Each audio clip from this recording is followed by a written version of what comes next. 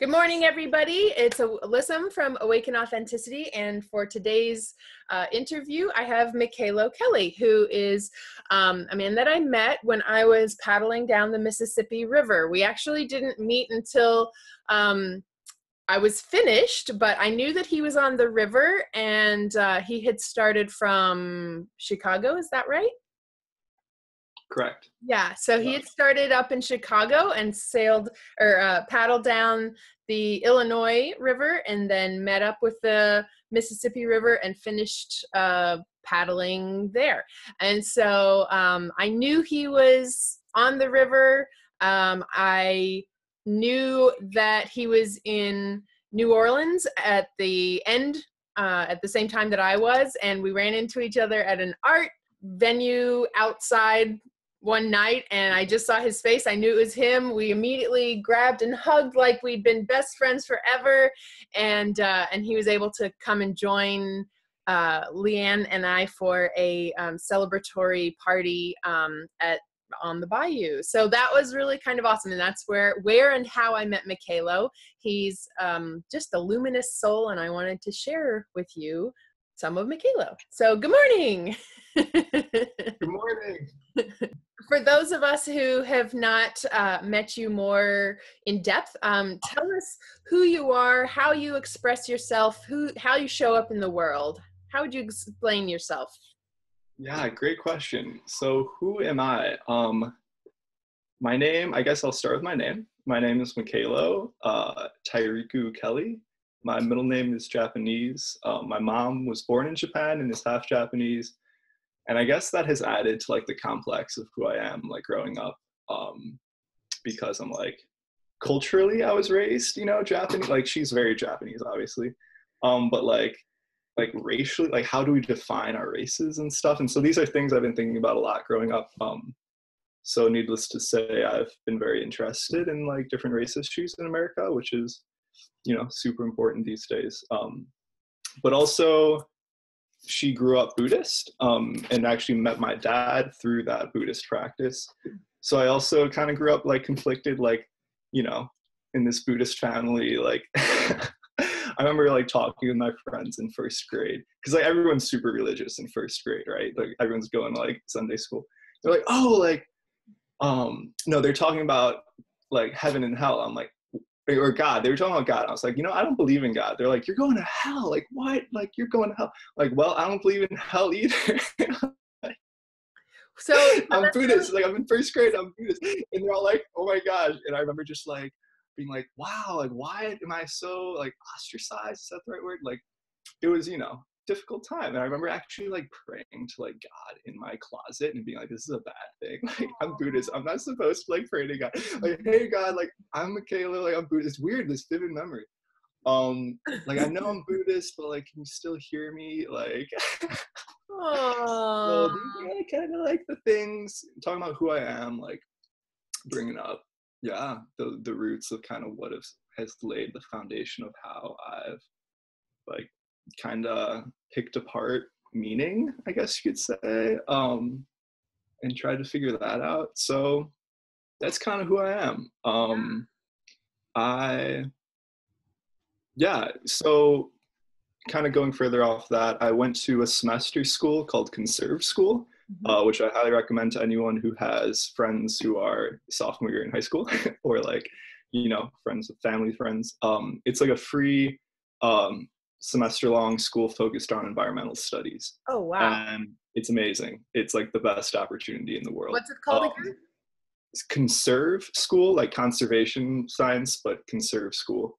And again, if the kids who get in, it's completely free because the guy who set this school up was just like, this super rich CEO of a steel company in Chicago. And like his bank account interest pretty much pays for everyone's tuition. Wow. So when he died, he set up this fund and was like, I want to clear up my karma and start a school for environmental studies. But so that school, before then, I was very much like wrapped up in the real world, right? Of like partying, like I drank a lot of alcohol in high school and like smoked weed practically like 2 times a day and was like, I don't know if that induced depression or if that was treating depression, but it was like all entangled. Mm. And I like wasn't happy at all Mm. when I wasn't high, right? Or like wasn't with my friends and like, you know, being seen at a park, you know, that kind of thing. So being a conserve was like just being in the woods by myself and like experiencing the flow of like real life, or like what, you know, the flow of nature that's always there. I hesitate to say real life because like everyone's realities are, you know, authentic, obviously, and happening. But so I don't want to discredit any of that. But yeah, so that kind of was like, and I like stopped drinking and smoking, even though, you know, kids are doing that there. And I started meditating for the first time because I'd always been, my parents were Buddhist growing up, but I was always adverse to that slightly because I was like, oh, my parents, and like I find so many contradictions in them as children do with all of their parents. So I'm like, how is Buddhism supposed to be like any kind of like bona fide practice if my parents are like, you know, still get angry and like still are assholes sometimes to me. But yeah, so started doing yoga and meditating, just like exploring more what it means to be not only human but like vulnerable Mm. to the energy of the world and like authentic, right? Just like like honoring myself and like figuring out who that really is below the layers of like, you know, And culture. how old were you at this time? I mean, So that's this was, you know, like a really young age I to was kind of sit on 16. Yeah, I was 16. I turned 17 while at Conserve. No, maybe I just turned 17. that. Yeah, I think here. that's really Yeah, I just turned 17. So yeah, it was an interesting time for sure. I mean, confusing, but like wonderful, and just like taught me the power of being alone in nature, which I think planted the seed for sure to like have the courage to go on this trip, mm-hmm. this canoe trip. So yeah, who I am now. I mean, Conserve definitely, you know, brought into my awareness more of the details of the environmental situation. And I've kind of continued to find urban agriculture Mm. and like human connections around garden spaces Mm-hmm. as a very interesting leverage point for a lot of different social issues and environmental issues. And, you know, personal, like, just like it's a place that offers a lot of area for growth. So that's what I'm working on right now. I'm actually went back to school after taking 3 yeah. So I took 3 years off after high school. After high school, I was like, for sure, like, oh, I'm not going to go to college. Like, I'm not even going to apply. So I didn't. And I took 3 years off and like did a whole bunch of traveling, including one of the years was, you know, this canoe trip, which I went down to Guatemala and Mexico for 5 months after that. But yeah, so I'm back at school and I'm currently a sophomore in high school, turning 23 this December. And that's kind of me in a nutshell. Wait, sophomore in high school or sophomore in college? I just said high school, didn't I? I'm talking about high school. In college. Thank you. Yeah. So that's Awesome. me. So there's so many things that I want to touch on and kind of go back to a little bit about what you said, that when I'm looking over here, I'm writing down things that I forget. So, okay, I didn't know that about your religious and racial background. And that's interesting to me. My mom is Buddhist, and growing up, she and my dad were really involved in Shambhala, which is a secular version of Tibetan Buddhism. Yeah. And my mom is also an Ikebana master. So she's an incredible contemplative flower arranging artist. And I didn't realize until I went to Japan when I was 24 how much my childhood was framed by and informed by Japanese culture or Asian culture in general. Like I went to Japan, and although everybody there was short and had black hair and there was cartoons everywhere, I felt so like those things were different than America, but I felt so at home there. All of the plants are the same, like maybe a different species, but the same family of species that grow in Kentucky. So that was bizarre. I'm getting goosebumps talking about it. Like I was like, oh my God, this is so familiar. All of the food was what I grew up with. The contemplative sort of just awareness and sort of just deference and those sorts of things were things that I grew up with. And it was really bizarre to realize how influential my mom was, even though like she didn't become a Buddhist and take bodhisattva vows until I had already left the house, because she didn't want to influence me. It's like, you influenced me. And my introduction to meditation was at a very young age for that reason. I don't know if you have the same thing, but like the kids of the parents who were in the Sangha is like a community. It's same like you have a church in Christianity, you have the Sangha in Buddhism. Anyway, so the kids that grew up in that, we called ourselves the Dharma brats. I don't know if that's like a thing that you identify with too. You're a Dharma brat too? Yeah, totally. Yeah, there's actually like a not too bad like population of the Buddhists of this sect called the Soka Gakkai is this organization that my parents are part of. It's a sect of Buddhism from Japan.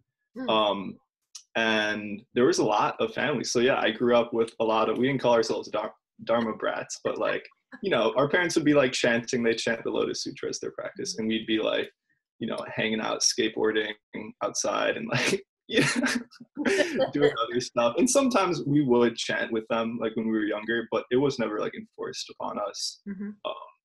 But yeah, we had a lot of fun. Yeah. While our parents were doing that. Really cool.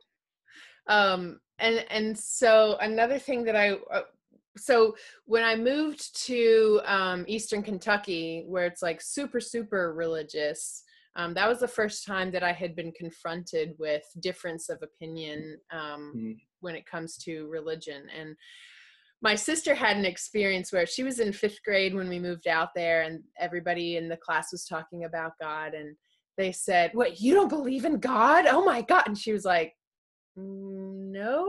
And they were like, well, they said, "You don't believe in God? What do you believe in?" And she said, "I believe in my cat." And they were like, "Oh my God, you worship your cat?" She was like, "I feed him." That's amazing. Oh my God. Yeah.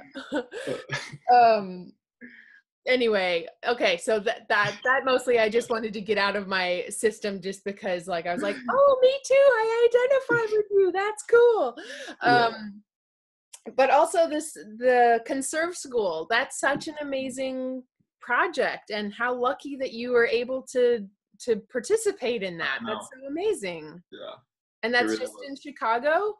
No, so that's actually northern Wisconsin, right on the border of the UP. They have like 1,200 acres of like wooded campus that has trails. So like I learned to cross country ski, and like they have bikes for kids, and it's like totally overboard amazing like outdoor experience. It's like right on the border of a wilderness territory that's on the UP. So it literally straddles the borderline of the UP. And on the other side is Sylvania Wilderness Territory, which is an area that was saved from the logging era, which is like an enigma in Wisconsin. Everything was clear cut. Yeah. So we could literally step across campus and like go on excursions into this like pristine, you know, untouched environment. So that's where that is, northern Wisconsin. Yeah. I'll put a link to it down in the comments. If any of your viewers, have kids of that age. Certainly. Thanks for sharing about that. That's of course, always happy to plug Conserve. Okay, so and were any of the other kids that were going through the Conserve School sort of on a similar path to you, recognizing like that they wanted to change in some way, or did you have I mean, for sure, I think everyone in their own way, right? And like a lot of kids, it was, you know, just like an away camp kind of thing, and they loved like just fucking around with friends, which was fine, you know what I mean? Like being away from your parents for the first time, and like um and a lot of other kids were just like, whoa, like trying to figure it out, you know what I mean? Like this is a really awesome experience, and like, you know, they're all doing really interesting different things. But yeah, it taught me a lot really early on about like, so I actually, a really good friend of mine told me about it, and she actually went that same semester as me. And before then, like we had been writing letters to each other for like, she's from Santa Fe, New Mexico. And like I was totally in love with this girl, you know what I mean? I thought she was like totally in love with me. I was like, oh my God, this is amazing. Like we're both gonna be at like this semester school. Like it's just gonna be the most like romantic, beautiful time. And I get there and it's like such an overload of like new kids, you know what I mean? And like it was very evident that like it just, I wasn't even like, yeah, this just isn't gonna happen, you know what I mean? Like even though I wanted it to, and like observing myself, like observing like her, you know what I mean, obviously making friends with like boys and other people, and like getting over these feelings of jealousy, you know what I mean, like letting go of that, which was like an amazing lesson to learn. um and also like learning what like relationships can be like with other girls, like in non-sexual ways. Like I had a friend, and like we like snuggled in the forest, but like didn't go any further than that, and it was like really beautiful to know that like, you know, you can just be, you know, talking about like authenticity, like okay, like yeah, I guess like friends can just like snuggle and it doesn't have to be any more confusing. And like that's amazing. You know, like to all your viewers, like definitely like, you know, tell a friend, be like, hey, can we like snuggle like in a consensual non-sexual way? They might say yes, and it might be the best thing, you know, because like we need that touch, I think sometimes, a lot of times. But so yeah, kind of just seeing what social norms are allowed to dissolve away when you let them. And yeah, I guess so. To go off your question, yeah, there were some.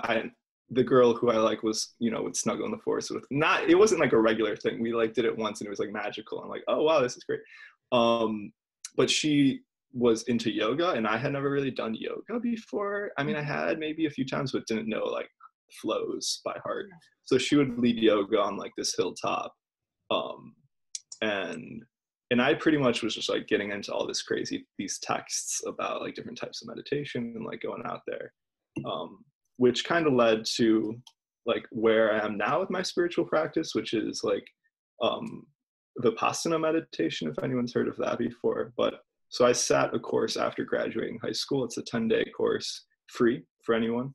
So just to interrupt, Vipassana, for anybody who doesn't know what that is there a quick little version you can give us? Yeah, absolutely. So Vipassana is a Buddhist, well, I hesitate to say Buddhist because they, you know, emphasize in their thing that it's not an ist thing. It was like Buddhism before Buddhism was like an ism. It was the technique of meditation that the Buddha taught. Very simple technique to come out of suffering, and it just involves observing your body sensations, like for an hour at a time, sitting and just like doing body scans and saying, oh, like this is a really pleasant sensation, or this is a really bad sensation, but I'm not going to cling or be adverse to either of those. And like that experiential learning of like clinging and aversion like is very instrumental to your external, like, oh, okay, thus it's a lot easier for me not to cling on to things in the real world or like be adverse to things in the real world. So it's very, you know, experiential type of meditation that's not like trying to visualize anything or like create anything necessarily. So yeah, there's an organization, dhamma.org, if anyone's interested, and there's centers all over the place. And again, it's free, it's amazing. I actually just got back this Sunday from volunteering for 11 days as the cook for one of the courses. But so you're silent though is one of the things for 11 days while you learn the technique. And so I did that after graduating high school, and that totally changed like my perspective. And I was like, oh, I'm gonna like sit. They recommend sitting for 2 hours a day afterwards. I'm like, totally, I'm gonna do that. And it didn't last like a day. And that's fine. That's fine, you know. That happens. But it, you know, I still had the mindset. And then I served again in Northern California when I was traveling there after high school. And then I recently, like 2 months ago, started sitting an hour a day in the morning. I've just am going through a transformation in my relationship, to put it in a nicer way, with my girlfriend, or my ex-girlfriend rather, of 5 years. And I'm super thankful that it's like such a compassionate, beautiful transition with her, and like challenging, like, you know, the normal narratives of like what separation like means or looks like, or like that there must have been a problem, right? Or like it must have been healthy for some reason, which it wasn't. And that, yeah, so I started sitting again for like an hour a day, and then recently I did this, you know, volunteered, because it's all run by volunteers, right? That's how it's able to be free. People who go through the program is like, this is amazing. So yeah, long story short, right? So that, going back to conserve, I guess, is how it all started, was kind of that framed my, you know, my interests, I guess you could say, and my need almost for like finding a deeper peace. But yeah, I don't Yeah. kind of hit the dead end there. Yeah, That's yeah. kind of, Let's see. Going back again, there's so much that you said in your first introduction that I'm coming back to. So you also said that you know, in the real world, quote unquote, and for me, when I was on the river, people would often talk about what are you going to do when you get back to the real world, meaning society. And I think that it's really interesting that people think that society is the real world, when the whole society is a construct that we make, and the rest of the world out where I was on a river by myself, that's like essential, right? Like that's yeah, extremely real. And being faced with weather and cold and hot and wet and dry, and these things are like, it's real. completely real, like in a very visceral life or death way, they are real. Where a lot of the things that we experience in society are totally fabricated, and we all go along with it, but that doesn't make it real. That just means that it's what we expect. And I think it's a really good point of reflection to recognize that, and to recognize that being in society, or being out on a river or on a mountaintop or whatever, that is no less real. And in fact, in a lot of ways, it's much more real, in that you're experiencing what is and not what has been created for us, right? I don't know. That's just like a personal pet peeve of mine. When people Absolutely. say the real world, and they mean The default world, right? they mean, yeah. And my point though with bringing that up is just to recognize that, like, you can make your world whatever you want it to be, and that just because there is a construct that most people go along with, you can either decide to be in that and be really conscientious about, like, okay, right now, for instance, I'm living in an apartment in a big city. I'm paying rent. These are all things that are sort of expected, but I'm doing it conscientiously. I'm not doing it because it's the only option, right? Like, I know that it's possible for me to live by myself in a tent on a river for free. And I'm choosing to live here in an apartment in a box with my boyfriend and my cats because that's what I want right now. But it's a decision, and I have a choice about that. I really have a choice about that. Yeah, totally. And then let's see. I also wanted to talk to you. You were talking about how urban agriculture and garden spaces are a space for growing both plants and personal experience, I'm assuming. Talk more about that. Yeah.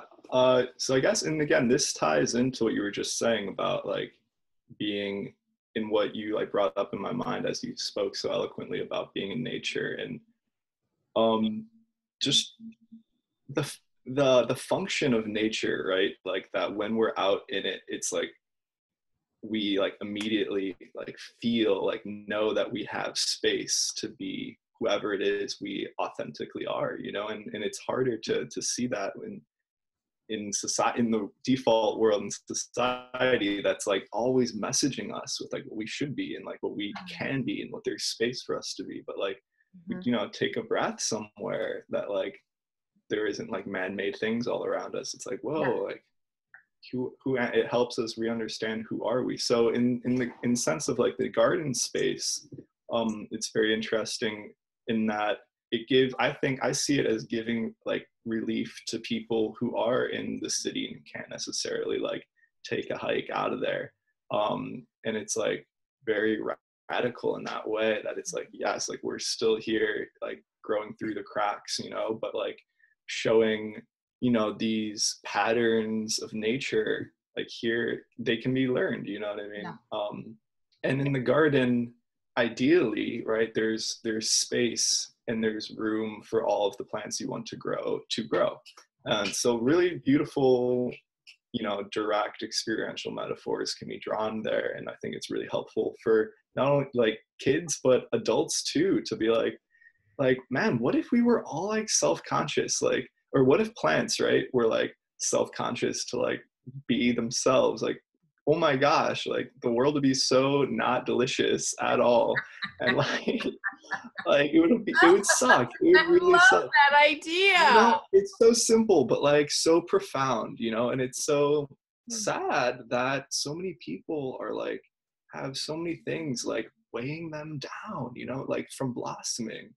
And that's what's so beautiful about this project, is because it's totally speaks directly to that, right? Like, how can like you blossom? Yes.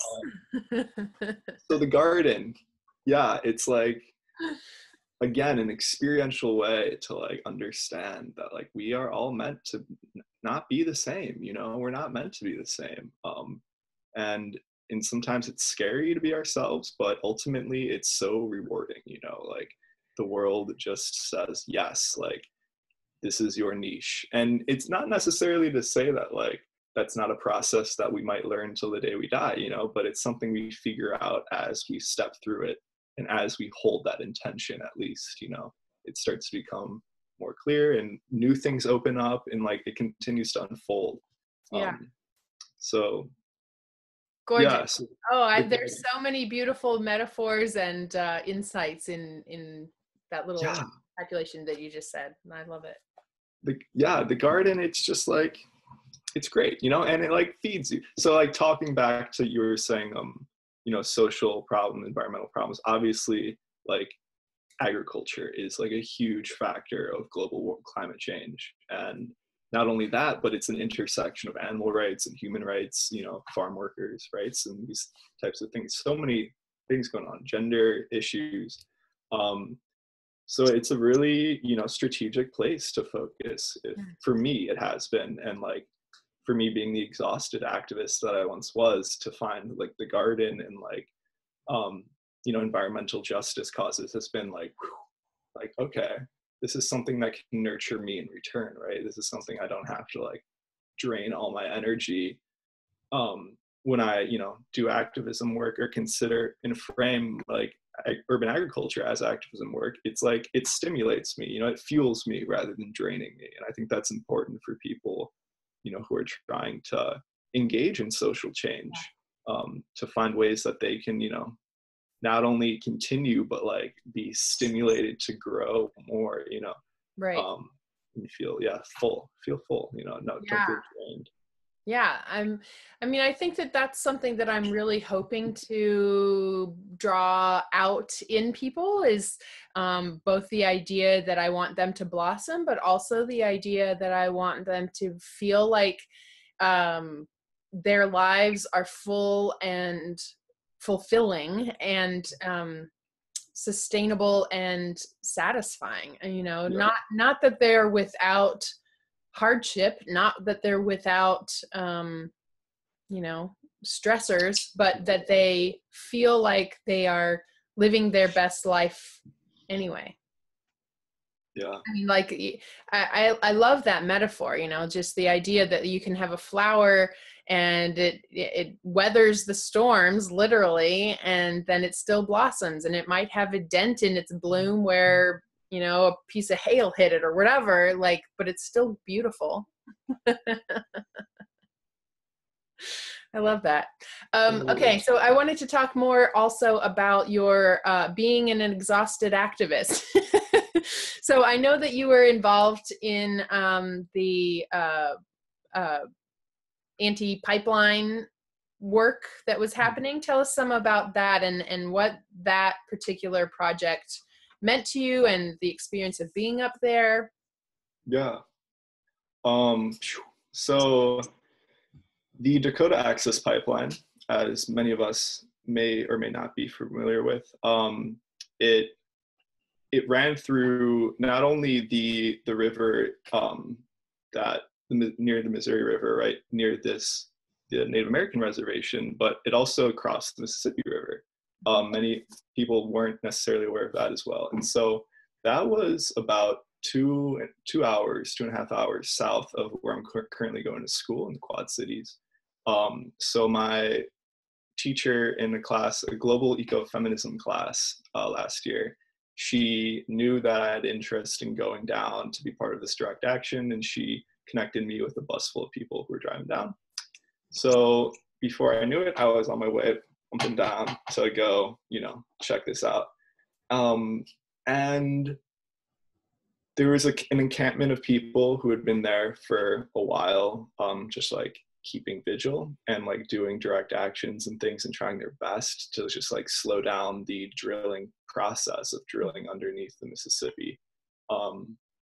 And there was a woman there who was like fasting and praying, just sitting there and like being supported by her. So I show up and she's just like in like deep meditation. I'm like, whoa, this is intense. And then there's also like this like old white man behind a megaphone, and I'm like totally putting my judgment on him, coming from a global ecofeminism class. Like, why is it that like the white man always gets to hold the megaphone, and like why doesn't he share the megaphone? Like he never shared. It was like funny, but like it was also like super real interesting problems that like are come up in even in organizations that claim everyone can do better, is what I'm saying.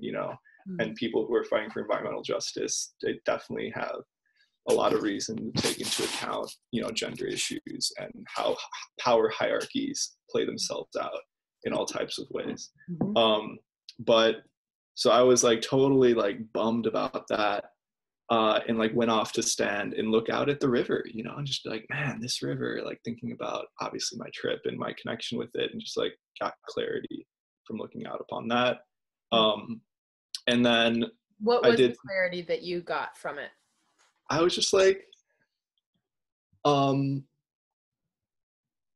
just, to like stop projecting so much, and like, yes, there might be issues, but a lot of my frustration was like from reflecting upon how we use the resources of our energy in our bodies, and how organizers have the privilege to, in many ways, to direct that. Thinking about the Women's March on Washington, right? Like that was an amazing thing that I had the opportunity to go to last year. But like I was reflecting that as well in a similar way. Like, man, what if the orientation was shifted just slightly, and like we decided to occupy the White House? Like, could we have thrown Trump out then and there and been like, yo, Hillary won by popular vote, we're not going anywhere, like there's 1 million women here. You know what I mean? Like thinking about like these what ifs, right? Like what ifs, like what if we all did this, or what if we all did that? And I just needed to get out of that headspace because it's like wasn't healthy. You know what I mean? Like, so yeah, I went down there, and then later, in about like 20 minutes later, some people and I, or a group of women, it was actually turned out to be all women who volunteered to do the direct action, which was to sit in the road, blocking the road from more, equipment and supplies to be brought into the drilling site, which was just up the hill off the banks. And so they're sitting there, and everyone else kind of crowds in behind them to give them support. And so they're like kind of between us and the police on the other side of them.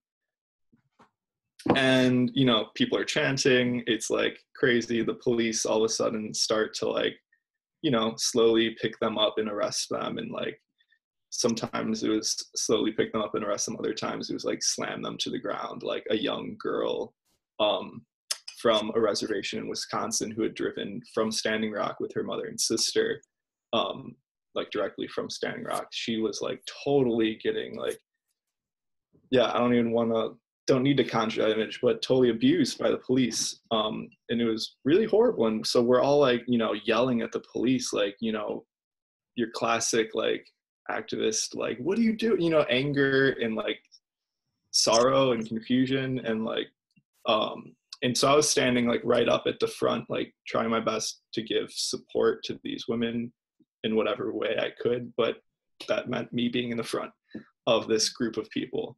And so I was grabbed like out of nowhere by the police. They just started grabbing people who were also just standing there, and yeah, locked up, handcuffed, thrown in the back of the thing, and taken to the county jail. And was told that I had to spend the night. So they put me through the system. They made me like strip down and like put on prison garb. And like, it was the first time I'd ever gone to jail. Like, I mean, I'd gone to like quote unquote like jail, but that was just like the police office in my town when I was like a kid for like pot related issues. So this was something completely different, you know what I mean? To get led through like locked door after sterilized, like blinding white hallways after locked door, and just like, whoa, like find yourself in like a holding cell with a whole bunch of other guys, like, whoa. Like, whoa, like this is, and I remember just feeling so like desensitized, like literally I just like couldn't feel. I was like shut down. I was like, I'm lying in this like cold bed, just like my body is just like reacted in a way like, okay, you just need to stop feeling right now, like this is an overwhelming thing, and like you just, and even the environment, right, is almost like this very desensitizing environment of just like whitewashed walls and lights and like kind of chilly air, and it's like you're not really meant to feel in those places. So that's kind of the story there, and I thought I was gonna have to spend the night and see the judge in the morning, and it was like probably the most, like, it was pretty depressing. I'm like, this sucks. And I was actually got put in with another guy, and then, you know, the other two other women also had to stay the night. And so thankfully this guy's wife came and like talked magic somehow. Like she was like, you know, we all drove down in this bus, like my husband, like my son's here with us, like please just let my husband and this guy out, like you'll never see them again, I'll drive them back to Rock Island. Like, and it worked. And like they were like, you know, Kelly, like you're free to go. And I was just like, oh my gosh, like better than Christmas morning. It was amazing.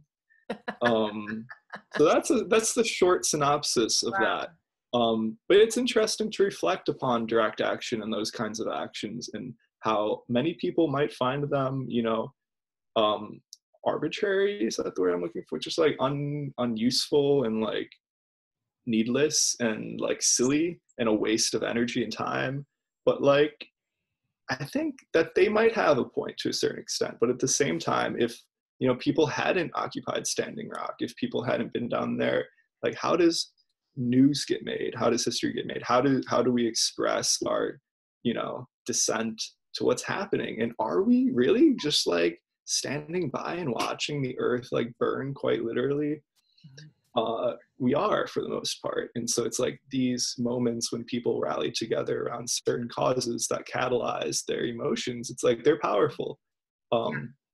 And yeah, so I think it's important that we keep showing up for those things, but I think it's also important that we think strategically about how we're showing up and the orientation of our energy and what we're creating in the process. Are we just fighting against something, you know? So yeah, it's important to think about like, what am I creating, and like, what is my niche, and what do I love to create, and how can this creation help aid, you know, the movement, or like help aid even just humanity in general. So yeah. So for you, what is the difference in your own mind, or maybe not the difference, but like, what is the thing that you're most interested in standing up against, and what is the thing that you're most interested in creating? So again, it comes back to gardening for me. I've just found gardening to be this act that simultaneously stands up against industrial agriculture, and the oil-based economy, right? That's implicit in it.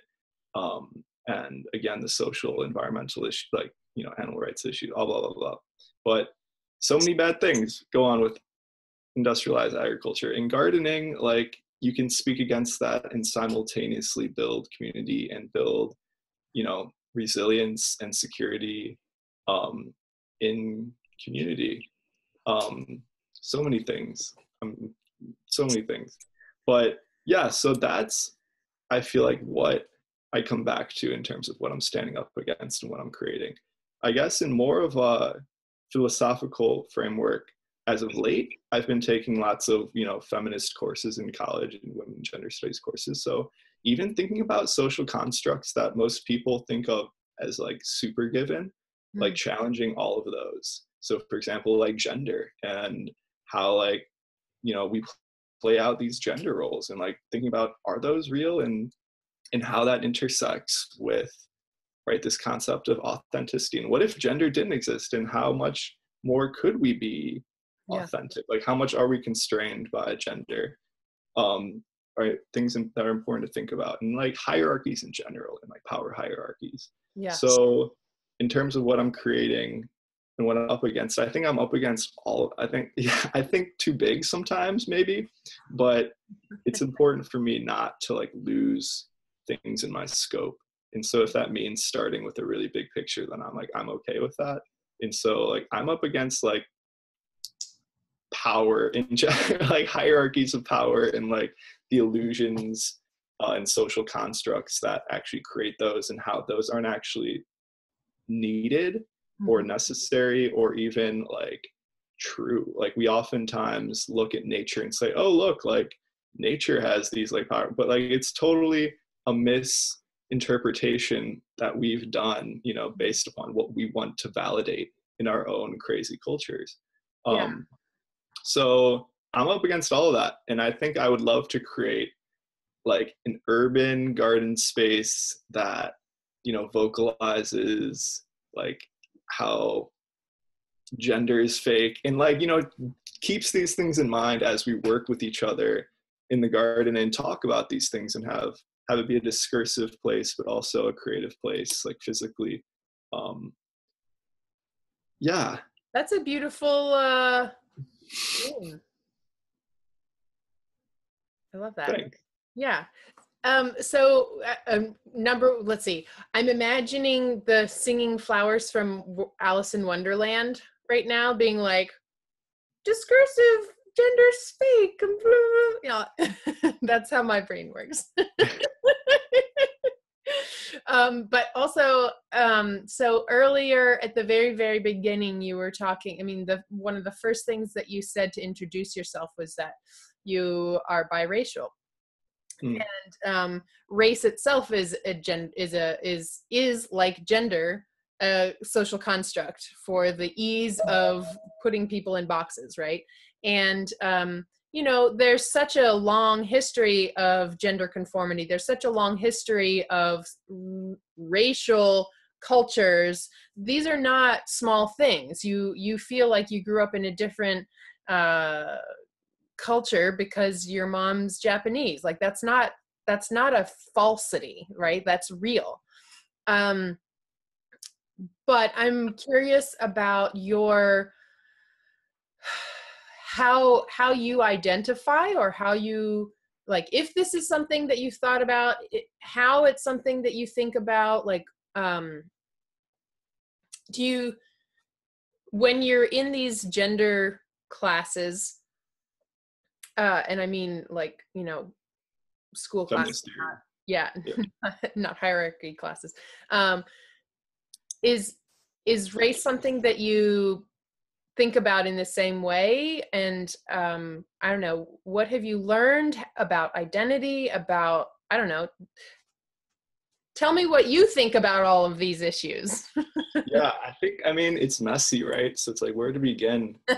Um, I think even sometimes it can be, even though it sounds really radical in and of itself, it can be easier to say, yeah, I want to abolish gender than it is to say, I want to abolish race, right? Like, it, like, yeah, even though the first one sounds like radical too, like the second one's like, whoa, whoa, whoa, whoa, like, you want to abolish race? Like, what does that even mean? Like, what are the implications there?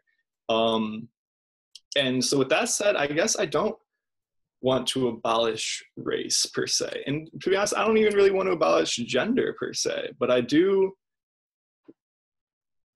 I want to challenge the ways they confine us, I guess, you know, and in respectful, like, I think you get in a very touchy area when you start talking about you know, the arguments of like cultural appropriation and like, which are huge and valid and important.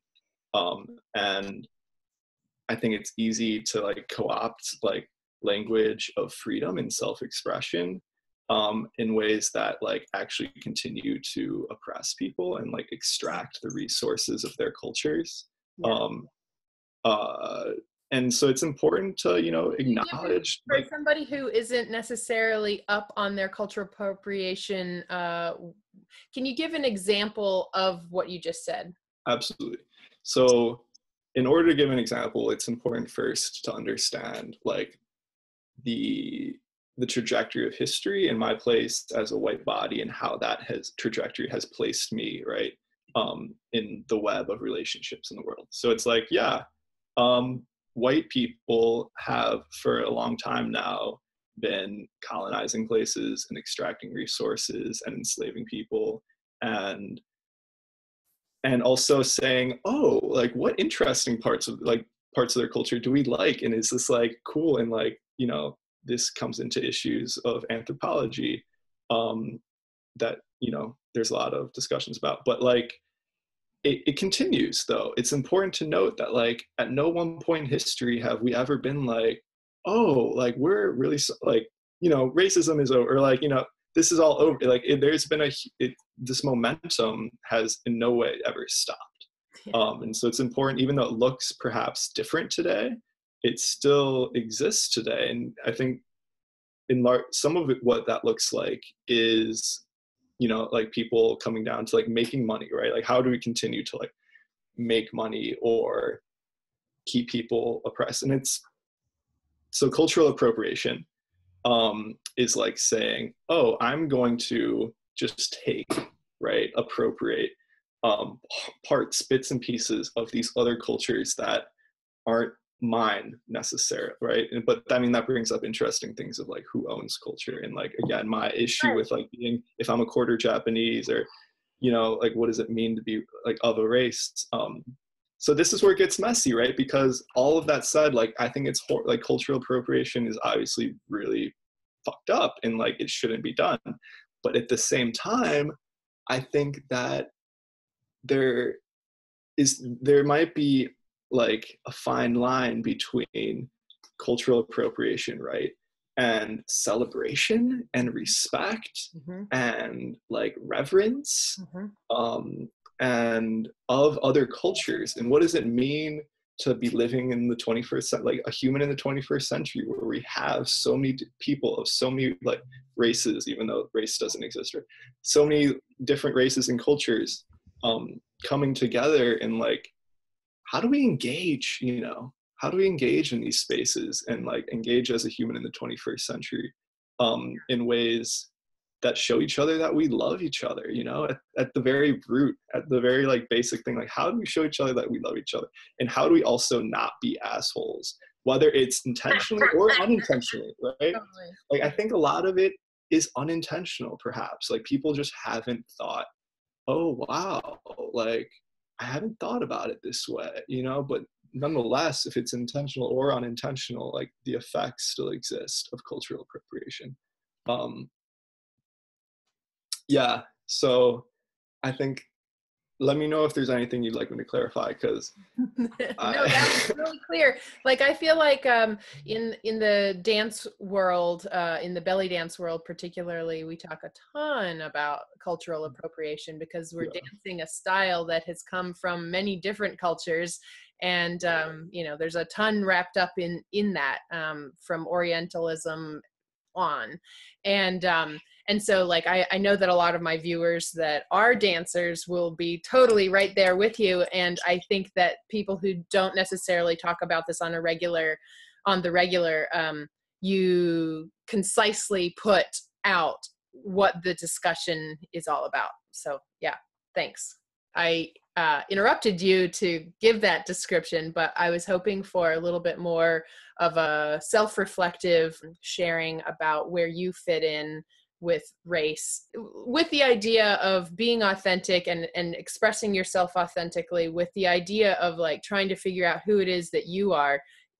Is race something that you think about? How do you identify with that? I mean, you introduce yourself as being biracial, so that's, you know, I that's clearly something that you do think about, but is there anything else that you want to share about that, I guess? Yeah, certainly. And even just to clarify, like you said, biracial, and I think it's more, for me, it's been more of like a, at least like try, or like, you know, I think, because I think of Irish, you know, heritage, I'm Irish and I'm English and I'm German, and I'm Japanese. And so for me, like when you go into it, those are all very different, and it's been fascinating for me. I haven't gotten so much into like German culture yet, but I've always loved Irish, you know, and Irish culture, and I used to read lots of like Irish myths and legends when I was a kid, and I think the history, like pre-Christian history of Ireland, is really fascinating, and like the Druids and their system of relationships to each other and the earth before Christianity. But yeah, in terms of like my relationship to race, it's been interesting. So I grew up in this town called Evanston, which is the north side of Chicago, and Evanston was actually the first town to voluntarily desegregate their schools back in the day. I forget exactly what year this was, but I mean, that of course had its blessings and like its kind of downsides. Like one of the downsides being that they pretty much, in function, that just looked like busing the, you know, Black and Latino students from the like Black neighborhoods to the white schools, rather than, you know, and I think there was some busing of like white students to other schools, but it was predominantly, right, like moving and like enforcing and like making the Black kids go to the white schools. Yeah. But to little kids like me, like in kindergarten, and even to little kid, like we didn't think about that kind of stuff. We were just like, oh, cool. Like my first friend in kindergarten was my friend Janari. Like I went up to him and like started playing blocks. Like, hey, can I be your friend? And so I kind of, what I'm trying to say is I grew up in this bubble of like racial harmony, right? Like, which slowly was very interesting to see dissolve as we all grew up together, and as like we came of age in high school and like started to like say, like talk about it. It was a very interesting, opportune place to talk about race. And it still is. And so yeah, I'm still conflicted, to be honest, in terms of how I regard who am I in regard to like race and culture. And it's very interesting, you know, and like who am I allowed to be, and why is it that like there are, you know, constraints about how you're allowed to express yourself. But yeah, it's messy. Yeah. And Thank you for sharing. I think that it's really important to recognize that like not knowing the answer to some of these big questions is totally okay, you know? yeah. And I think, yeah, at the end of the day, for me, what becomes like a guiding thing is like, what brings you joy, you know, and how can you do that and like be aware, like very aware of how you may or may not be impacting others in the process of having and experiencing your joy. I think is important to acknowledge and say, oh, okay, like how can I do this better? Yeah. You know, how can I, have deeper conversations with more people about things that like are relevant to us in those regards. Yeah. Awesome. So I wanted to thank you for taking this morning time with us. Absolutely. And, sharing some of your thoughts and feelings with us. I really appreciate reconnecting with you and sharing you with everybody. Yeah, thank you so much. Yeah, you're welcome. And then I also wanted to, what you just said, just finding your joy. That's what I'm going to take from this conversation, I think. But I wanted to give you an opportunity to, if you were going to offer a bit of encouragement or advice to someone who felt like they were stuck or unfulfilled in their life, what advice would you give them? Stuck or unfulfilled, I would say maybe close your eye, go to Vipassana, go into the woods, have some time alone, however that looks like, whether that means being alone, in a room with your eyes closed for an hour in the morning, or like physically alone, like in the woods somewhere, and just like notice how things change. Nature changes, like your emotions change, you change, and enter that flow. We talked about being earlier, like in the river and like off the river, and how there's these two separate worlds, but like we're always in the current, and metaphorically like the current time, but like also the current of the river, or like the current, there's like a flow. And it's important to remember that, and to, when we do acknowledge that everything changes, it kind of it frees us up, not a little bit, a lot. It frees us up to like, oh, like how am I going to change with it, or what are the things that I'm going to do persistently, right? That through doing persistently, I can watch grow, whatever kind of practice that may be, whether it's learning belly dancing or like painting a picture every day, but these things that we do persistently, yet in the context of like allowing it to like become whatever it becomes, we in ourselves become, and blossom. Yeah. So yeah, that's what I would say. I love you, Mikaylo. Thank you. I love you too. Well, thanks and again. I love all of you. Definitely family.